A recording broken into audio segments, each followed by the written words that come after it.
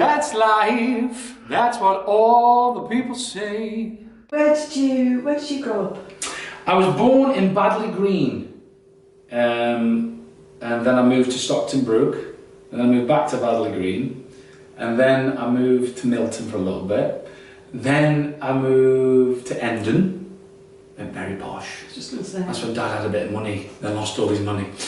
And then we ended up in Patmore, living in Patmore, and that's where I spent most of my childhood, I'd say, from age 10 years old upwards. And tell me about your family, brothers and sisters. I've got a sister, Kay. She's a bit old, 4 years older than me, my sister. She still lives in Patmore. My mum lives in Teen.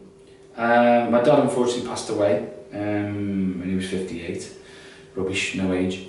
But I had a great childhood, really. Amazing childhood growing up. I lived on a really nice estate, I suppose, and I had loads of friends. And part of the reason nowadays that much society's changed, you know, I learnt more, I've got to say, I learnt more on the streets. Not saying it was bad, but learnt more being streetwise than I did at school. You know, I'm not saying school was rubbish. I went to Holden Lane, I had a great time at school. I loved my school. In fact, when you look back, it's some of the best times of your life were at school. What were you good at school? I was sport mad. I mean, I played football all my life, and I still do, you know. I used to play for Port Vale from when I was 7. Yeah, I played at Everton when I was 13 till I was 16. So yeah, I didn't concentrate very well at school. I was always known as the class clown, I suppose. Making everybody laugh, I don't know where that came from. But yeah, school wasn't very important to me. It was more about going and having a laugh with my mates and what time do we finish, we can go play football. So as a child growing up, I had the best childhood, you know, surrounded by a lot of love, big family. So yeah, and it still remains that way in Stoke. You said you'd been home to see your mum. How often did you come home to see your mum? A lot. I come home a lot to see my mum. I come home to Stoke a lot, you know. I have to have my fix.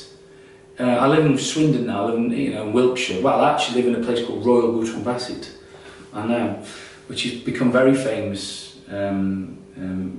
But everywhere you go, I always say, you can't beat being back in Stoke just because, okay, we get very much a tarnished reputation in Stoke because, yeah, we're not a glamorous city. Yeah, we're struggling, you know, but the people are just the loveliest people in the world. And I always say we may not be the most glamorous city in the world, but we've got the biggest heart. And that's why I love it so much.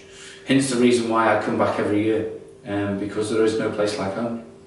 Why are you in Wiltshire? My wife is from Swindon, and we lived in London for 8 years because I needed to be there for work.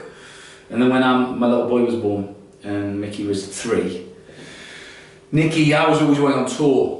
And my wife, Nikki, needed the support of her family, which she wanted, which I understood. And so we moved back to where her family live, in Swindon.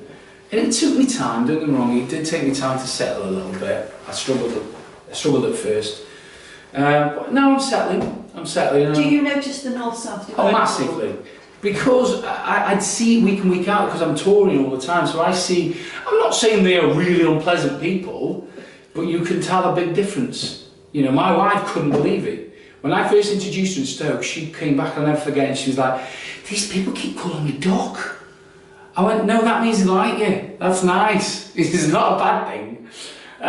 But you can. And the friendliness of this place is second to none, and I love it. What's your favourite oat cake filling? Easy. Cheese, bacon, tin tomatoes. Tin tomatoes? In fact, as soon as the interview's done, that's where I'm going.